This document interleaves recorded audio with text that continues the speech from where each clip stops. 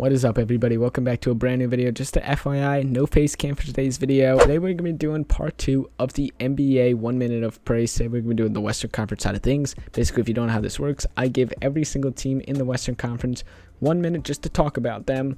Most of these teams I'm going to be doing on the positive side of things, just switching it up a bit. If you enjoyed the video, leave it a like, subscribe. Only 3% of you guys are subscribed, so if you're new here, subscribe, please. It helps out a lot, and yeah, let's get right into this video. The Los Angeles Clippers are up, and I know all the constructive criticism that there is for Paul George with all the pandemic P and playoff P jokes, but in all honesty, I still do think that Paul George can be the #1 option on a championship caliber team. I loved what he did back in that 2019 run in Oklahoma City when he finished third in MVP voting and was the runner-up behind Rudy Gobert for the Defensive Player of the Year.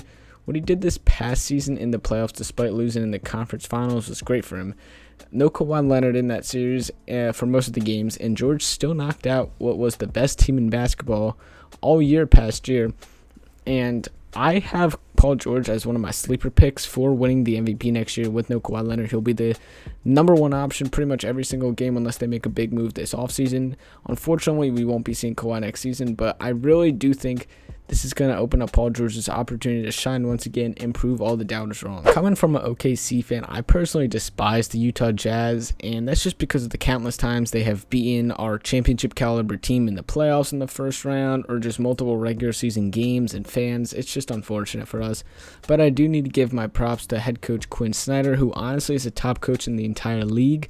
Donovan Mitchell, who I don't love, is easily one of the best young prospects in the entire league and has Hall of Fame potential if he continues on this upward trajectory for the rest of his year.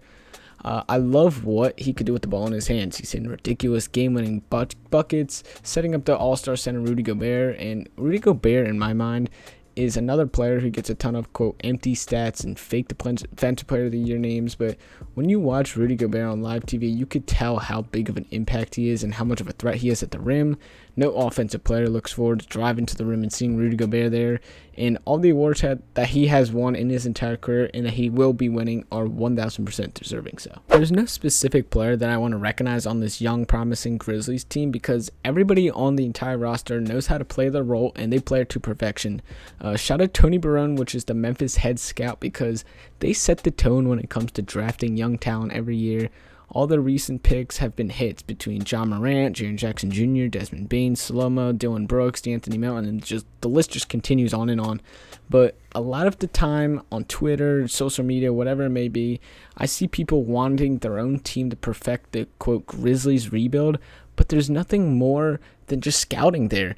Scouting nails it on the coffin every single time. These coaches know how to develop all their players super well, turning John Morant, who's in his second year, into an all-star caliber player already.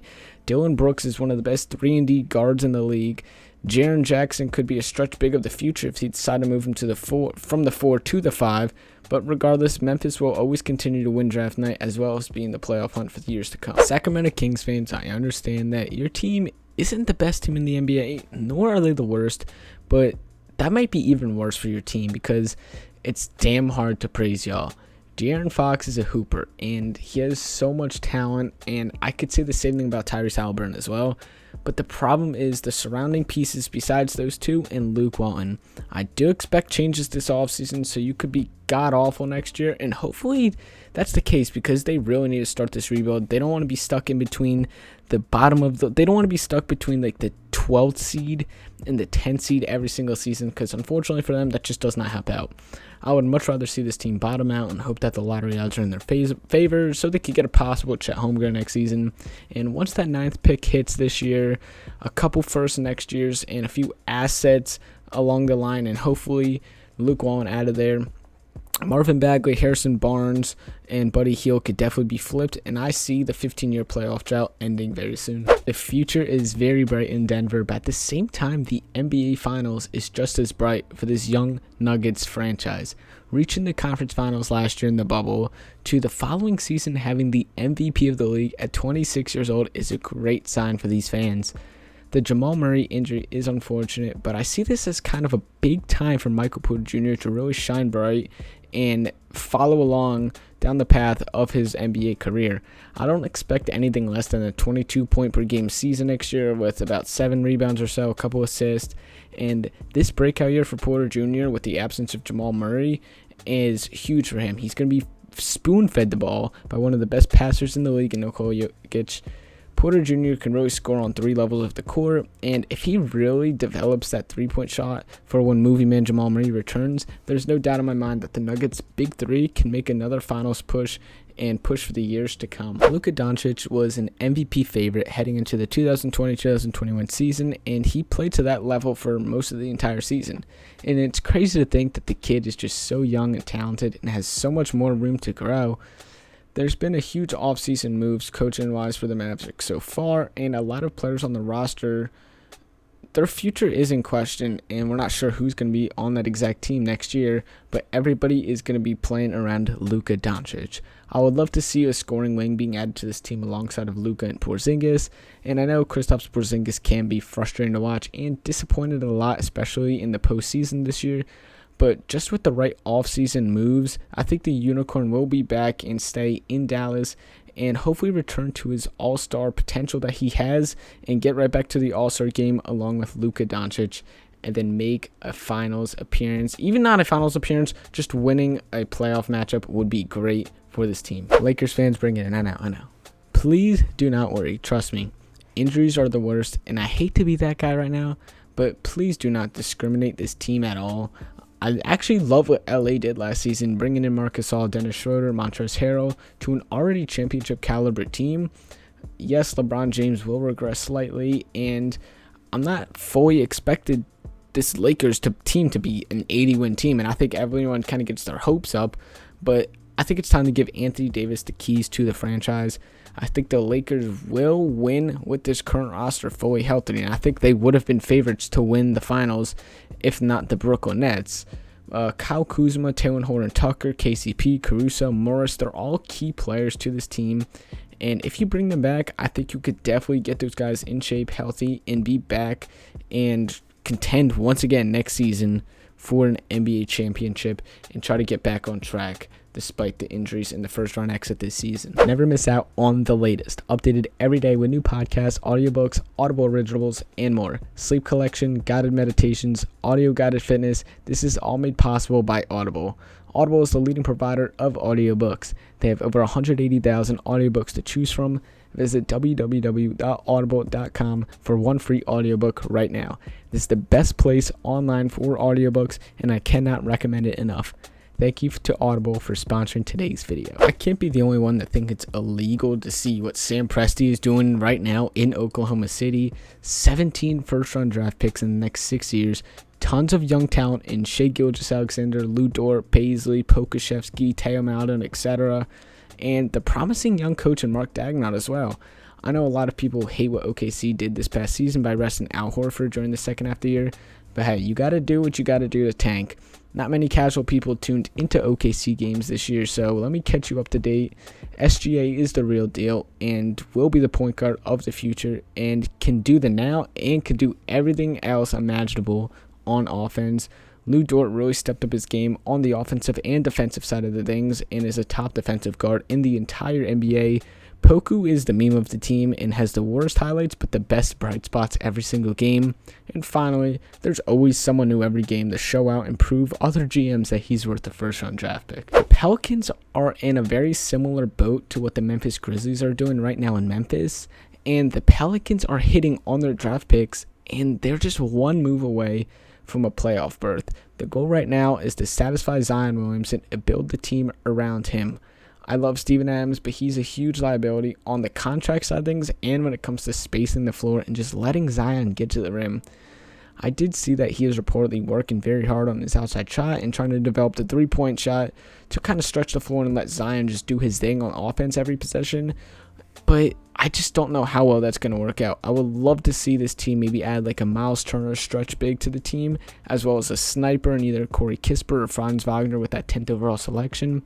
Zion's just so fun to watch, and I really would love to see this kid in the playoffs, and I hope the Pelicans can really turn around for next season. Although the Phoenix Suns fell just short in the NBA Finals after being up 2-0, you have to give major props to the Phoenix Suns just for even making it that far in the first place. Devin Booker and DeAndre Ayton just played their first ever finals appearance, and they reached it to 6 games in the NBA Finals. Chris Paul proved to himself and to every other GM in the league that he is still very valuable to any team in the league that he's a part of, even at such an old age. Monty Williams coached his butt off, and I think Phoenix needs to run it back 100%. They need to bring back Chris Paul no matter what. Reports are saying that restricted guard Chris Paul would love to go to the Lakers, but in all honesty, I just don't see Paul leaving the Suns after the historic run they had. The only thing that you can hope for is that next season no player regresses too much and that the Suns could possibly get one more scorer off the bench. I love what they did this year. Hopefully injuries don't affect them too much, and the Valley will be back once again. Even when the Minnesota Timberwolves were sitting at the bottom of the conference, this team still had a lot of potential and made their losses very entertaining to watch at least. Karl-Anthony Towns is one of the best three-point shooting bigs of all time, and pairing him next to a scoring point guard in D'Angelo Russell and the former first overall pick in Anthony Edwards is 1000% a key to success for the future. All of the Timberwolves players are in agreements that they just want to win. And to me, all the Timberwolves need is a veteran head coach to come in town, some defense in the starting lineup, especially at the 4 position. The rebuild is soon to be over, and in my opinion, I could definitely see Minnesota sneaking into playoff contention over the next few seasons as the young talent develops. And Minnesota, they'll finally be in the playoffs, except for that one luck year with Jimmy Butler a few years back. I think Minnesota, just be patient. You'll be in the playoffs again shortly. The past 365 days in Houston has been crazy, from trading Russell Westbrook and James Harden for not all that much in return to signing what seems to be 2 bright pieces to the future in Kevin Porter Jr. and Christian Wood. The Rockets are in a solid position in this rebuild, with either adding Jalen Green, which hopefully they do, or Evan Mobley with the 2nd overall pick in the entire draft. Houston will be ready for the playoffs in a few years, but once a few of those picks hit, potentially bringing in another star in free agency or key players, I think the Rockets will be back. They just have to be very patient, let their younger guys develop. I really do like Steven Silas as a head coach. I would like to see him kind of prove himself wrong, prove everybody else wrong and himself by having a winning team, because it's hard to coach a team where John Wall is just doing a lot of nothing and being hurt and just running plays through Kenyon Martin Jr. But hey, Houston, you'll be back and ready sooner rather than later, hopefully. There's no doubt in my mind that tells me that Golden State is not in the best scenario in the entire NBA right now. They currently have Steph Curry and Klay Thompson back for the 2021 NBA season, picks 7 and 14 in the draft, tons of trade pieces in Andrew Wiggins, James Wiseman, Kelly Oubre. There's just no way Golden State isn't right back in championship conversations next season. As much as I hate to say it, I can't wait to watch the Splash Brothers every night, and because it's just been way too long since we've seen Klay Thompson hoop in the NBA. And once again, I low-key miss those OG Golden State Warriors days. They were so much fun to watch, and as an NBA fan, I miss it. But as an Oklahoma City Thunder fan, Game 6, Klay Thompson still gives me nightmares. But hey, hopefully Golden State doesn't have to get matched up against OKC anytime in the future, because I think we might know how that's going to go. And I don't want any more nightmares, Klay Thompson. Please. Damian Lillard and the Portland Trailblazers right now are in a predicament.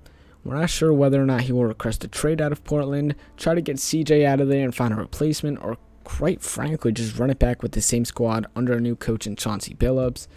Portland just hasn't been able to get over the hump for a few years, and it's truly hard to watch because Damian Lillard does so much for his team every single night, and only making it to the conference finals once with this exact team, it's frustrating. I love the Carmelo Anthony ad, and he fits right into Portland, but it's the consistency of these guys like Carmelo, Yusuf Nurkic, CJ McCollum, Enes Kanter, Norman Powell, Gary Trent Jr. when he was in town, and Anthony Simons, that just kills them. Lillard should not have to score 50 points a night to win a game, and he definitely needs help now if he is staying in Portland. If not, then those Portland fans are in trouble. Last up, the San Antonio Spurs, and one of my favorite young prospects in the entire league, believe it or not, is DeJounte Murray of the San Antonio Spurs. I liked his jump in scoring this past season, and his game truly is under the radar to most fans just because he's lost in the Spurs organization, because not as much people want to watch the Spurs. They're kind of a mediocre team. DeMar DeRozan most likely is going to be out in free agency this year, and DeJounte Murray is a pest on defense, and he's an underrated passer as well. I do think with DeMar DeRozan likely leaving in free agency this year, the door will be open for Murray to be the number one option. There are trade rumors saying that him, Derek White, might be out of there, but I honestly don't think they're going to be trading away their best young player on the entire team. And unfortunately for them, Popovich will never allow the Spurs to tank, which might be a problem because I'm not sure if this team can sneak into the playoffs in the tough Western Conference. Thank you guys so much for watching the video. If you enjoyed it, please leave it a like. Also, comment down below whether or not I did a good job. Once again, reminded you, I am going to be live on Twitch this Thursday for the NBA draft. If you want to see your team selections and you want to see my reactions, I'm going to be live there, starting pretty much 15 minutes before the draft or so. So yeah, if you guys want to come out, I'll see you there. And yeah, if not, have a good day. I'm out. Peace.